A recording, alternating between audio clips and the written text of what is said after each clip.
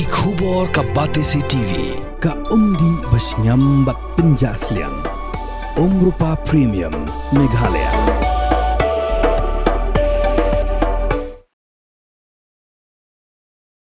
Ka Special Investigation Team jangki pulit gipat okit ya ka jengyap I Heprit Insaphira ling do maunai kelawan ra ya kai phot jangka how SPEs khasil suba vivex IPS haba keren chikilat pathai khubor USP ulai thu bakas ngi ba I Heprit Insaphira ija ngai nayeng dai utu Khynnah ubayalam ka ya I syakatu ka jakka kabalap ya ka medyam handai hakapor badenge ya utu Khynnah ulabetut ila di bertan lang I Heprit Insaphira hakapor ba ubutut ba iha ba tu ka caka ka balang ka ba ka jingjil liu ka long tang kumba shiput hadin kata USP ulai thu ba tu Khynnah ulaban ye I da umau bat uphat no nakate ka caka USP ulai thu bakat kum ka pus modem report nalap bakam syam ladon kanu ka dakmong hakamet jong I Heprit Insaphira handai lalap baudan ubisket ubasakut aka kapu jong I bat lasuba ba iha ba kapor bidang ba bisket ulai thu bayau tu Khynnah ki pulut ki lailam sa hospital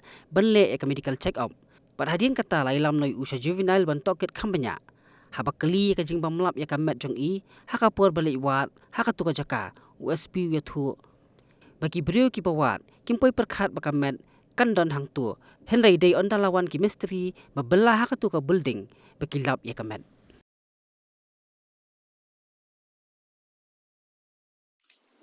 With regard to the death of the 4-year-old girl in Nonglom, Bray, which who also went missing on the 14th, I'd like to give you a point-by-point sequence of the events and what SIT has unearthed so far. So on the 14th of September, information was received by Rinja Police Station from the father of the girl that she had gone missing, and they had found that she had gone missing at about 8 a.m. in the morning. It was also found that from the family members and the uncle that the girl child was last seen playing in the compound at about 7:30 a.m. within the premises of a house. And when they realized that she had gone missing, all neighbors and locality members, inhabitants of the locality had been alerted, and they began searching. The police immediately rushed to the area, and intensive search was being conducted along with the VTP and dog squad. On the 14th, I think because of heavy rains and all that, though extensive search was done, the girl child could not be found. It was only on the 15th, the next day at about 8 p.m., that information was received from the father that the child's body had been discovered by a labourer of a construction site, which is about 100 meters from the residence of the girl child. And immediately, DSP Crime Against Women, OC Rinja, had rushed to the place. They had cordoned off the area, and inquest was conducted with the help of the forensic team from FSL Shillong. The body was taken to Negrams, where post-mortem examination was conducted, and the body was handed on the 15th only. After the post-mortem was conducted, the family members, in particular the father of the child, had filed a complaint. We had registered a case in Rinja Police Station pertaining to murder. Then a special investigation team was set up, headed by SP City, additional SP Ops, DSP Crime Against Women, DSP City, OC Rinja, and one WPSI from Nongmansong. We examined, this has been the third day from the time we had found or recovered the body. looking at and investigating in these 3 days and examining many witnesses and looking at all the available evidence which we have actually uh, gathered, we zeroed down on a 13-year-old boy who is a neighbor of uh, the child girl and who's also a frequent visitor of the house. He was produced before the Child Welfare Committee and examined thoroughly, where he had admitted that on that particular day he had taken that girl child over the wall and taken her through the beaten path, which I think most of you all have seen, and gone to that construction site. According to him, since his feet was drenched with mud, he washed his feet in that there's a cavity or a hollow between the wall and the building and the retaining wall, and that day the water was full. According to him, he had slipped and the girl was close to him. He had pulled the girl along, dragged her while slipping, for which he has injury marks on his feet, and the girl drowned. Out of panic and out of confusion, he placed the stone on the body of the girl child and went home straight. After some time, he came along with his mother to the girl's house and he found all the relatives of and the parents of the girl child looking for her. While SIT examined him yesterday, it is a fact, and according to him, that he had actually just concocted the black Scorpio without number plate and black men and the masked men, as he had panicked and wanted a distraction. The post-mortem report was received today. The post-mortem report says death due to drowning. There is no antemortem injuries. There is no sexual assault, and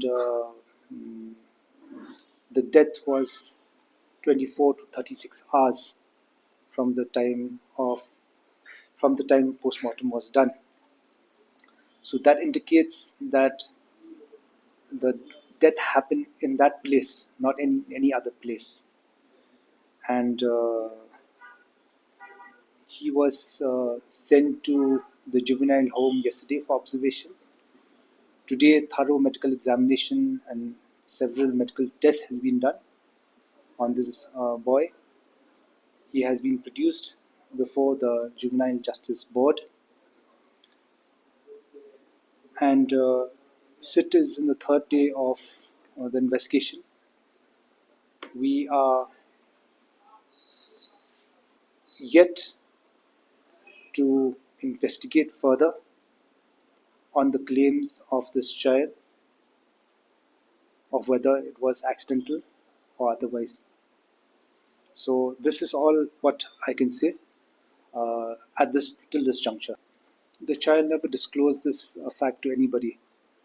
In fact, the distraction of the black Scorpio and masked men just to distract everybody. He had kept this away from everybody. And in fact, he was with the search party also. So if we can create a story of vehicle finding, then we can create this story also, that they slipped and the girl died.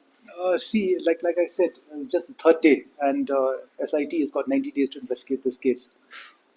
Right now, what we have proven is that it is the boy who has taken the girl to the site.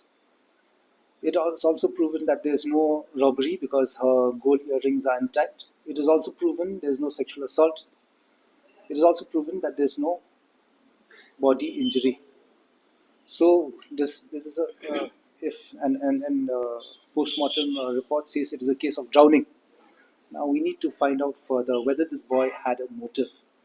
We need to find out further whether it is anything other than accidental. Mentioned that since the girl went missing, they have even searched in that place.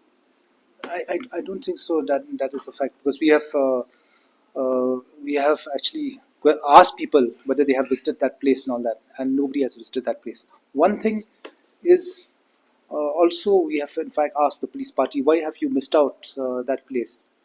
It's because that place was covered. It had a lot of cement sediments, and when the body actually had submerged out there, the sediments had uh, covered the body. If you had seen the body, you cannot make out unless you really go close by. It was only that this labourer who found out, but nobody actually had gone there uh, to see the child actually, or to see that place whether it was with or without the body. So it's actually, it is all in all likelihood that the body. I mean, the child died there only. A natural thing of a sequence of events would have been, in case she drowned, he would have actually told, but he didn't inform. That's why it merits that it was that we have to apprehend him and produce him before the Juvenile Justice Board, because this merits more investigation. Yes, we have proven the fact that it is this boy who's involved in this whole affair of bringing the child out there. His claim is accidental, that she died because of drowning, and he panicked. But that merits more investigation. See, this child, though he's perhaps street smart kind of child, but has academically has not actually progressed well. Uh, Sit along with the child welfare committee will have to uh, delve more into the antecedents of this child, whether there's any dysfunctionality. All that will, along with the child welfare committee, we will be able to unearth more information. Is he the neighbor of the? Yes, very much neighbor. I think he stays about 50 meters from the victim's house. So where did he hit the body after the accident? Sorry? Where did he hit the body after that accident happened? No, it was there only. He had kept the body there only. Same place only. So during the interrogation, what was the motive of the 13-year-old boy who I mean to take the 4-year-old girl out of his? He always visits that house. According to the boy, he says that he has always he's very familiar with the children of that house, and according to him, he went for a stroll. But that needs to be, now we need to corroborate all that, and needs to be confirmed whether there is motive or not. So is it the first time that the boy take the 4-year-old girl, or is it frequent? According to him, he's taken the children out there, because I think there are about 5 or 6 minors out there, and with the siblings of this girl child, he is friendly with. According to him, he has taken them, but again, we need to confirm whether actually he has really taken them, or he just comes and plays in the compound only. So, there are houses attached very nearby to that dead spot where the body was found. So, have you asked those neighbors whether they heard anything around the team? Yes. In fact, a lot of people have been examined and all that, but nobody heard anything. Nobody saw anything, and that makes the investigation even more challenging, because there's no ocular witness to see that anything happened. Nobody even saw both of them together. So even I think somebody had from the one of the media houses has indicated there's a CCTV out there, and that CCTV was not working. Yes, but nonetheless, at least we have found out that this boy is the one who took the girl to that place, and uh, that he was the one actually who took the girl, and that she was dead out there because of drowning. Now we need to find out if there's any other ulterior motive. Hollow out there would be what? 2 feet, 1.5 feet to 2 feet. If full of water, then I think over 2 feet. But looking at that particular spot, sir, the water is nearly 1 feet also, sir. No, because that was when you had gone there. There was no more. On the day it was raining, it was almost 2 feet. It had covered from the floor right to the retaining wall. The next day, the water had gone down, but on that day, that place had been full. Whether it's also accidental or motorcycle now, we are seeing the facts that yes, this boy is there to take this girl to that place. There's a case of drowning, but it merits more investigation. Whether there's a motive or not out there. They were angry. They were. Then he just a distraction. He made up the story of this black Scorpio and masked men without anything. And with this makeup stories and more makeup stories coming out, that some Scorpios, black Scorpios in Norway, and some Maruti van in Maua. See that is a pattern which is very disturbing. In fact, now because with social media and all that, people can easily come up with a story. Also, of course, these claims are being inquired right now. Our officers and teams are inquiring whether these claims are true or not.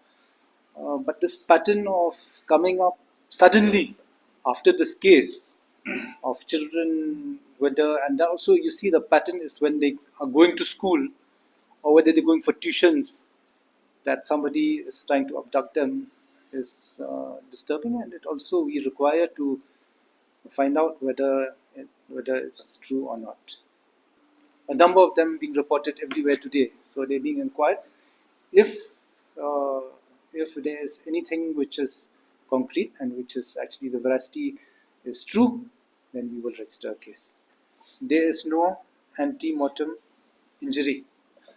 There's no ante-mortem injury, means before the girl died, there is no body injury on her.